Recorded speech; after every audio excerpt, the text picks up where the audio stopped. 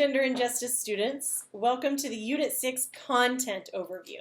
So this is the video where I'm actually going to talk about the themes, the concepts, the theories, the vocabulary to help you understand and give context to what it is that you're reading.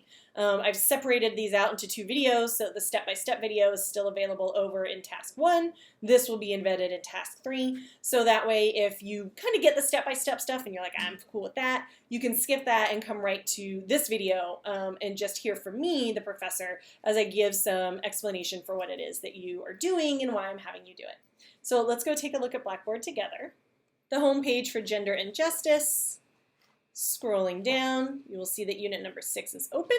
Goes from November 1st through the 12th. And this video will be embedded here in Task 3. So this unit, you are going to be studying sex worker rights in the United States. And you're going to be studying how sex worker rights are a feminist abolitionist issue. People are often surprised to learn that sex workers themselves are activists, right? So that people who engage in the sale of sex are engaging in activist efforts to ensure their own safety, health, and well-being. People tend to think of sex workers as victims, right? That very SVU sort of shaping of our reality of who we think of sex workers. There are sex workers. Sex workers can get used in an umbrella way. So sex workers can be specific and refer to people who engage in the sale of sex or trade of sex for, goods, a place to crash for the night, right? A place to stay, food, other things that they might be trading for. And we use that word sex worker instead of prostitute because sex workers themselves don't like the word prostitute because it's the legal word. It's the word that says that you are bad. And so this idea of prostitution and prostitute, I personally don't use them unless I'm specifically talking about prostitution laws, for example. Again, this is my area of study. I am a sex worker scholar, a sex worker rights scholar. I study sex work and sex trafficking and have been doing so for many, many years now. When we talk about sex work, it can also be an umbrella term to include all the criminalized and legalized folks engaging in sexual labors, right? So in the United States, strip clubs are legal, porn is legal. In Nevada is home to the only legal sale of sex in the rural Nevada brothels, webcamming, sugar daddies, sugar babies, sugar mommies, sugar boys, that whole realm, right, of sexualized services and labor. Sex work in the United States is highly, highly, highly criminalized, really much more so than many other countries we like to compare ourselves to. Sex workers are often the target of vice stings. They are often the target of raids. What's interesting is that over the last 20 years, instead of it being a sting around prostitution, they say it's to find survivors of sex trafficking. So what do? They go to a massage parlor like they did in Queens in I think 2017 and raided a massage parlor where they suspected people, women, were engaging in sexual labor. They arrested people, which is weird because why would you arrest someone if you're trying to save them? And then they are either booked on prostitution-related charges, or if they agree to help the courts find their traffickers, then potentially they might be able to get trafficked status. This time when it happened in 2017, as I'll show you on Blackboard, one of the women who was working there who had previously been assaulted by a police officer who was deathly afraid to be arrested again or to, be forced to have sex again against her will, she jumped out of the window to escape the raid, and as a result of the jump, the injuries from the jump, she died. That is police violence, right? Someone is so terrified of you, of what you might do to them, of how arrest will impact your life, of being sexually assaulted again, that they jump out of a window and subsequently she died. And so you're going to see and hear a little bit from Red Canary Song, which is an Asian and Asian immigrant sex worker rights group here in New York City. There are many sex worker rights organizations across the country. In New York City, the Sex Workers Outreach Project is a national organization that has local chapters. the Sex Worker Project at the Urban Justice Center here in New York City, the Black Sex Workers Collective, Red Canary Song, which I was just speaking about, Pony, Coyote, there's the Red Umbrella Alliance, the Desiree Alliance. There are many organizations, nonprofits, of sex workers, as well as other collectives of sex workers who are fighting for their right to work and to work safely.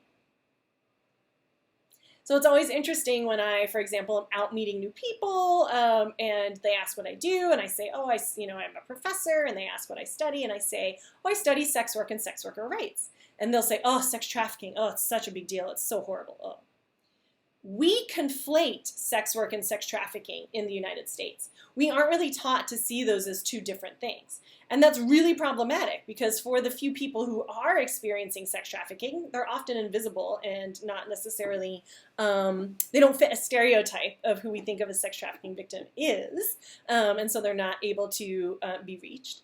And it's really, really hurting sex workers because sex workers are all assumed to be, they lack any agency. They're just victims. There's no way they could, want to do this work. Or at least there's no way that they would choose to do this work on their own. So there's an assumption that many people are working with pimps and are being coerced. And what research shows is that this is not true, but that these assumptions, this stigma, this whore stigma and whore phobia incredibly impacts sex workers' abilities to demand legal change. For example, sex workers want to decriminalize the sale of sex. They want the sale of sex to be totally decriminalized, which just means the removal of anything related to the sale of sex from criminal code, right? So there might still be, some sort of legal model around it, but there's nothing sort of criminal going on. So for example, in New Zealand and a couple territories in Australia, they have successfully decriminalized the sale of sex fully. Sometimes you'll hear people talk about end demand or that abolition again, prostitution, neo-abolitionism, modern day slavery, and they'll say like, well, we want to decriminalize too, but they only want to decriminalize the person who is getting paid and not the client, which for sex workers means, well, you're still criminalizing my source of income. How is this helping me? This is not helping me. So this issue I know is often one that students feel very strongly about one way or the other. And so I encourage you to keep an open mind as you read what you're going to read and learn what you're going to learn in this unit, because I also know that it isn't necessarily the norm at John Jay. The norm at John Jay is very much tied into the criminal justice, prostitution, neo-abolitionism, we need more law. Because of what happened last March, I'm also including this call out to honor the people who lost their lives, and also to inform. Because with COVID-19, there's been an intensified anti-Asian hate, anti-Asian immigrant hate, and we've seen it here in New York City. And one way that it manifested itself last March in Atlanta was a white man went to an Asian massage parlor with a gun, and he killed 6 women and 2 men. Obviously, this was a very blatant attack against a specific group in the Asian community, Asian women massage workers. There's always an assumption that any Asian massage parlor is also engaging in sexualized services, and that is not true. However, there are some of those spaces where people are engaging in sexualized services, right? And so regardless of whether or not those women were sex working, the way that the sheriff's office dealt with this afterwards, the fact that it happened, reflects how deeply ingrained this anti-Asian racism and misogyny is in our culture. And so this is optional, but I added a optional listen to a roundtable on Asian migrant sex work.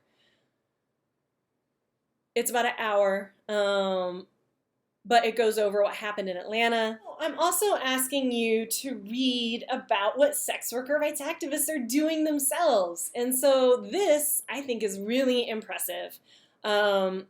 sex worker rights organizations for the past, I think, 3 rounds have submitted to the United Nations Universal Periodic Review of the United States. So the United Nations does a review of every single member country's human rights abuses. And so for the US, we're part of this group that comes around every 5 years. And so when it's going to be our turn, that's when organizations and entities and individuals can submit things to the United Nations to draw attention to the human rights abuses committed by the United States within our country. So sex workers have created a document, and this is what I want you to read, that they submitted to the United Nations that explains all the ways that the U.S. violates the human rights of sex workers on a daily basis.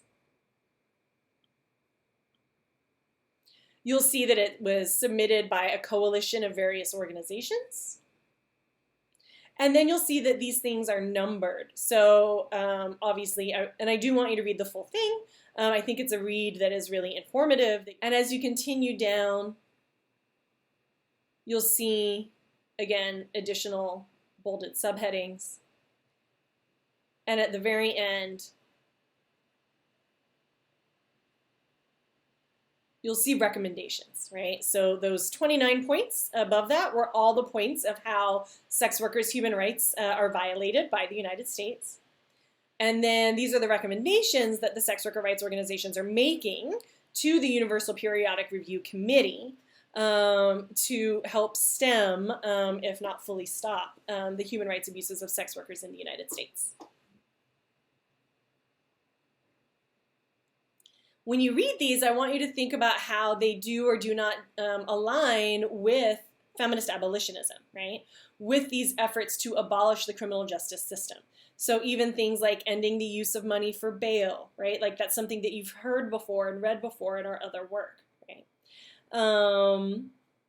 Repealing and eliminating certain policies, providing funding for harm reduction and rights-based healthcare services, right? So taking funding from punitive things like policing and putting it towards things that are actually community building, right? And the criminalization of sex workers' lives, right? Again, this is going to be a very difficult unit to wrap your brain around, most likely. Many students struggle. Because of the ways that we have been taught to think about sex work and sex workers and sex trafficking. So take your time with it, write your notes. I included this piece, which is, it's a news piece, like I would say journalist activism. And it's called Prison Abolition Requires Decriminalizing Sex Work. And so this might really help you put these pieces of the puzzle together, right? 4 activists explain how the prison industrial complex and law enforcement put sex workers in danger. So in addition to the reading, you'll actually get to hear 4 different people talk about the importance of sex worker rights and how prison abolition means the decriminalization of sex work, right? That those things have to go hand in hand. Then there's a few more reads. If you want to split this up maybe with a friend and you read 2 and they read 2 and then you exchange notes, right? I added these here because they are so informative around an issue that I feel at John Jay we don't necessarily get a lot of learning around. So there's a piece from a book called Revolting Prostitutes, The Fight for Sex Worker Rights. I'm just asking you to read the chapter that is talking about, so it'll be chapter 5, Prison Nation, the United States, South Africa, and Kenya. Then a shorter read, this is from the Open Society Foundation. It always opens at the bottom, I don't know why.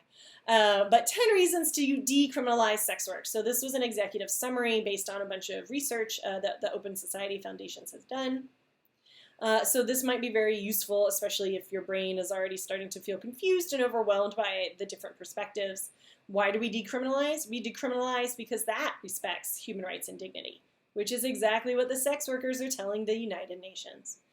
Decriminalization guards against violence and abuse. Decriminalization improves access to justice, right? and the work that I did on Nevada's brothels, right? The Nevada brothels are legal. And what was really interesting was that the police there, and again, these are rural, small towns, usually very homogeneously white towns, and the brothel, the people working at the brothel and the police tended to have a good relationship. The cops would stop by, get a free cup of coffee, sit with the women, so there's definitely sexism, I would say, going on there. But they weren't afraid of the police. And on the rare occasion when they had a client who got violent, the police were there right away and totally, and arrested, right, the client or tried to de-escalate the issue with the client and did not arrest the woman, right?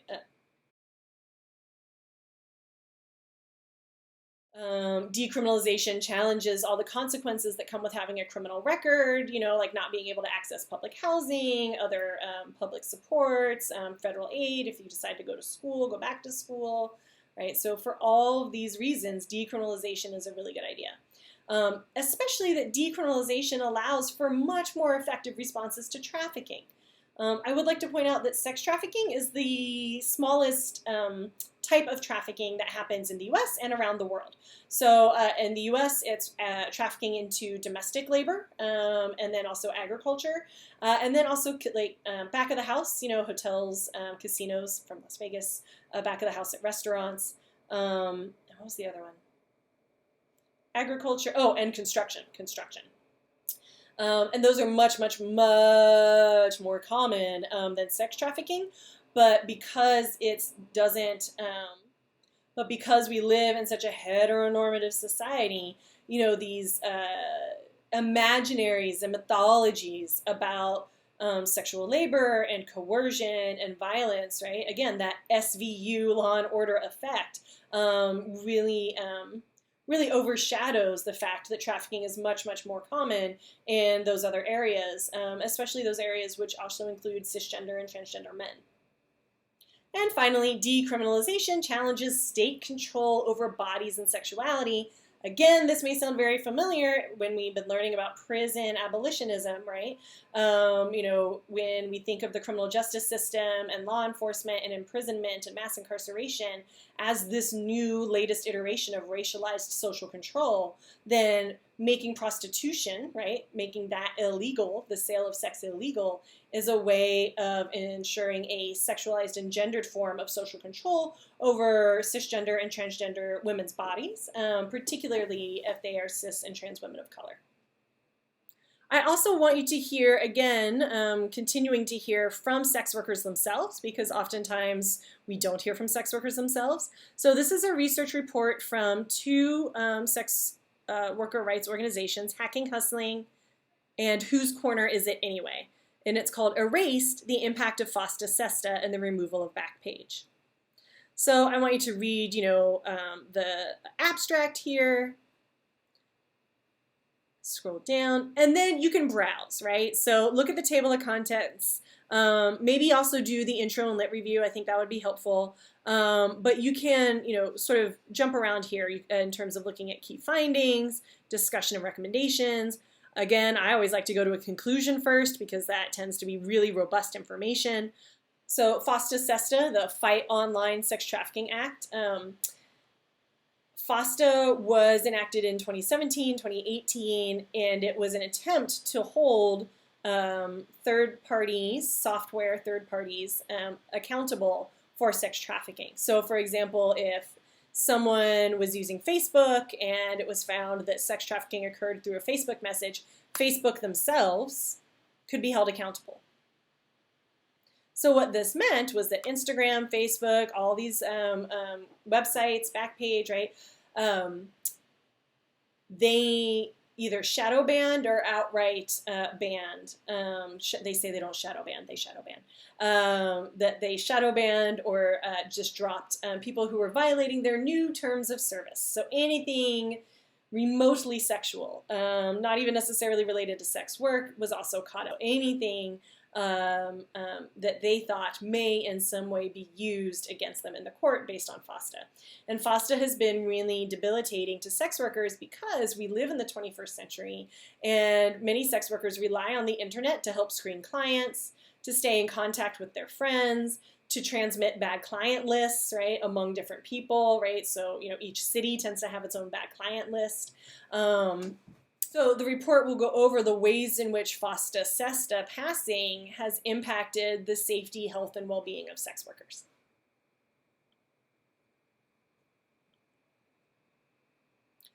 Finally, I want you to read something that is actually in a law journal. So for those of you who do want to go on and become lawyers, this might be very interesting to you, both in terms of content, but also in terms of like, oh, you're going to read a full article from the Harvard Journal of Law and Gender.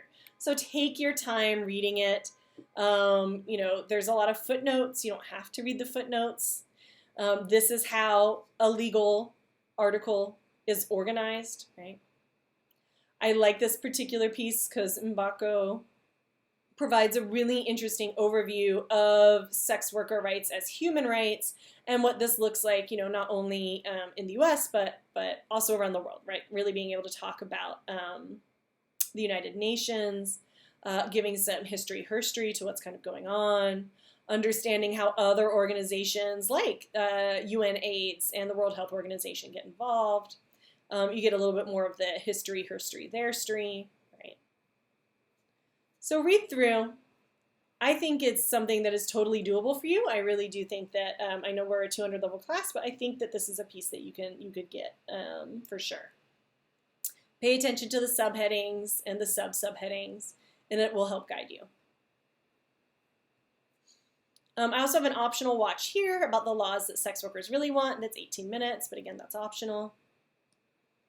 And again, that optional listen, a roundtable on Asian migrant sex workers. Finally, if you're still confused, or perhaps leave this open as you're working, I created this chart that compares and contrasts these two very different forms of abolitionism. All semester, we have been learning about prison abolitionists, aka racial justice abolitionism, aka prison industrial complex abolitionism, Black Lives Matter, right? What you're learning in this unit is that there are some people who call themselves prostitution abolitionists or prostitution neo-abolitionists because they want to abolish prostitution because prostitution is modern-day slavery. That's their thinking, right? That's their rationale. So they're taking this language of abolitionism, right, which is historically connected to abolishing slavery, abolishing Jim Crow, and now abolishing the new Jim Crow, which is mass incarceration. But they're taking this language, and as you can see, in terms of policy approach, who is doing the enslavement, the role of the nation state, and this type of critique, they couldn't be more different. As we've been learning, right, prison abolitionists, including sex worker rights activists, want to criminalize less. They want government to decriminalize most low-level offenses. They want decriminalization totally, and they want to abolish incarceration. Right? They're abolishing. They want to abolish these new forms of racialized and, as we're learning, gendered and sexualized forms of social control. And what this means is that who's doing the enslavement is the nation state, right? The United States and the states via mass incarceration. They see the nation state as a source of violent control. People are demanding emancipation of imprisoned people to free them from nation state violence. And this is that intersectional feminist argument that you've been learning about all semester, also critical race theory, critical race feminist theory. On the other hand, what you have started to learn a little bit about in this unit is prostitution abolitionists, who again want to end the demand for sexual labor by abolishing prostitution because prostitution is modern day slavery, right? So that's how they're kind of taking that language and making it ahistorical, and they want to criminalize more. They want more policies like end demand policies.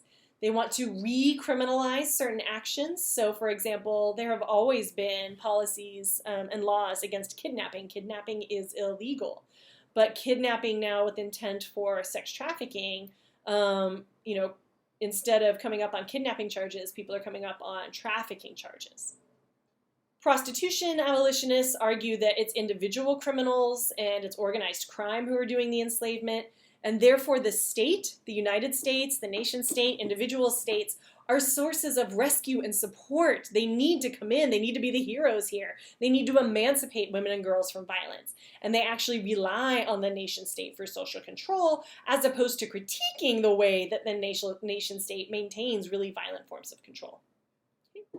Their argument is what we call a state feminist critique, but all you really need to remember here is that they're arguing that the state doesn't do enough to protect women and girls, and that the way to protect women and girls is to increase criminalization, increase laws, increase policing, and increase police presence. So hopefully you're starting to see that those are two very different abolitionist ideas, right? Ideologies. Those are two very different ways of understanding what abolitionism is. Take your time with this unit, take lots of notes, use that chart, make your own chart as you're going. Feel free to reach out to me with any questions at all. I am here to help. When you've completed the readings and the videos and reviewed your notes, keep all of that open. You can still have it open when you do your quick facts check-in, and take your time with the quick facts check-in to earn your points for this unit. Again, as always, please reach out with any questions or concerns. I am here to support you in the last few weeks of our semester. I appreciate you watching. Thank you so much.